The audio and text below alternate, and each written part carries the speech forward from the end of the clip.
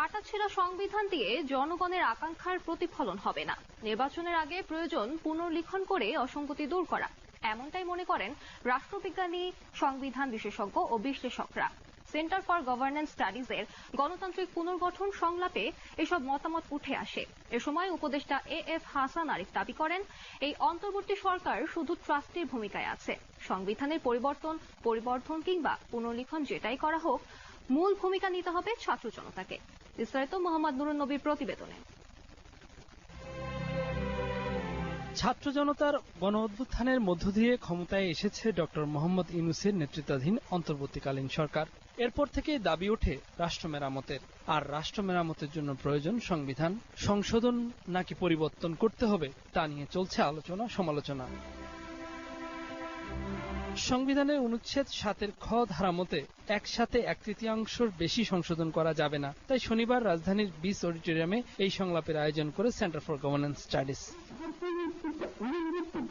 কিন্তু দীর্ঘদিনে জমে থাকা জঞ্জাল ঢেলে সাজাতে ও রাষ্ট্রীয় প্রতিষ্ঠান পুনঃপ্রতিষ্ঠায় সংবিধান বিশেষজ্ঞরা বলছেন, এক ব্যক্তির কাছে দল, সরকার, রাষ্ট্র সবকিছুর ক্ষমতা কেন্দ্রীভূত করে একনায়কতন্ত্র ও স্বৈরতন্ত্র কায়েমের বন্দোবস্ত এই সংবিধানের আড়ালেই রাখা হয়েছে। তাই পরিবর্তন না হলে পুনরাবৃত্তির শঙ্কা থাকবেই। সাবেক স্বৈরাচারী সরকারের প্রধান শেখ হাসিনা বাইরে যদি আরেকজন আসেন, সংবিধান অবস্থা থাকলে তার হাতে এই ক্ষমতা কেন্দ্রীভূত করেন কোন অবস্থায় আসলে বন্ধ করা যাবে না। তখন আমরা বুঝবো যে একটা বিচার ব্যবস্থার প্রয়োজন আছে। বিচার ব্যবস্থা খুবই ত্রুটিপূর্ণ।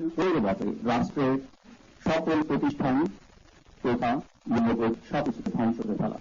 সংলাপে প্রশ্ন ওঠে, এই কাজের দায়িত্বটা কার উপর, আর এটা টেকসই করতে হবে যেন কোনো আদালত বাতিল করতে না পারে। শুধু তাই নয়, জনগণের প্রত্যাশা প্রতিফলনের পাশাপাশি আন্তর্জাতিক কনভেনশন, বিভিন্ন চুক্তি, এমনকি স্বাধীনতার ঘোষণাপত্রের আলোকে নতুন সংবিধান সৃজন করতে হবে। মিনিমাম ডেমোক্রেটিক ভ্যালুস পলিটিক্যালি ও ফিলসফিক্যালি যা বোঝে তাদের এটা কথা বোঝার কথা। ক্ষমতা কোনদিন অসীম নয়। উইলের এক্সারসাইজ করবে, এটা আসলে ঠিক করে দিবে যে সামনে বাংলাদেশ কিভাবে নির্মাণ হবে। আদালত আইনের ব্যাখ্যা করবে, সংবিধানের ব্যাখ্যা করবে। আদালত সংবিধান সংশোধন করতে পারে না। বর্তমান বাস্তবতায় ন্যাশনাল কনভেনশন বা কনস্টিটিউশনাল অ্যাসেম্বলির মাধ্যমে নতুন সংবিধান প্রণয়নের কথা বলছেন কয়েকজন। আবার কারো কারো মত, সব মতকে অন্তর্ভুক্ত করে ভালো কিছু করতে হবে।